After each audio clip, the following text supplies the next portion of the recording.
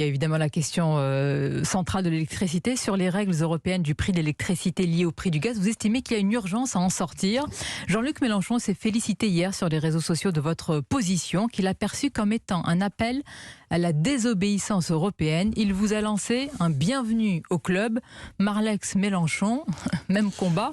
Alors, je crois que vous savez, s'il y a un sujet sur lequel la France doit hausser le ton en Europe, auprès de la Commission européenne, c'est la question de l'énergie. Je dirais, la Commission européenne a une grande part de responsabilité dans, alors c'est pas que la Commission d'ailleurs, hein, c'est des idées pilotées par la Commission avec une grande, parce que je veux dire par là que les chefs d'État et de gouvernement ont leurs responsabilités évidemment.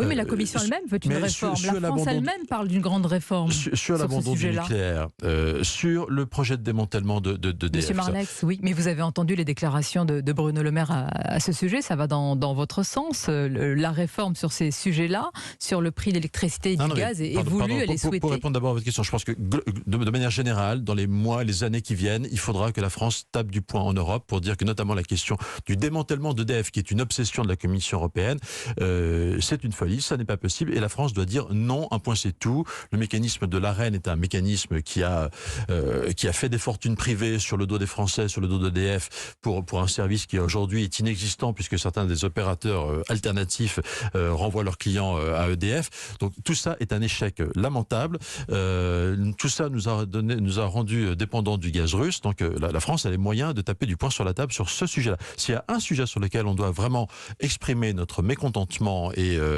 obtenir un changement de politique, c'est bien celui-là.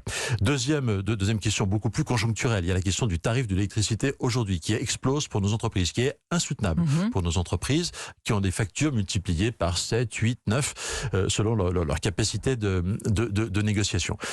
Cette situation, elle est gravissime. Mais est-ce que vous appelez à sortir immédiatement du marché de l'électricité européen? La première chose à faire, c'est la déliaison. Il faut obtenir impérativement cette déliaison du prix. D'accord, donc en tapant du poing sur la table. Il faut obtenir cette déliaison du prix du gaz et d'électricité, parce qu'aujourd'hui, c'est une règle européenne artificielle. Mais comment on le fait? Est-ce qu'on sort nous-mêmes du marché européen? De ce marché. Eh bien, on a la possibilité d'utiliser une clause de sauvegarde qui existe dans le Code de l'énergie, que le gouvernement d'ailleurs a utilisé pour désigner EDF comme fournisseur il y a quelques mois.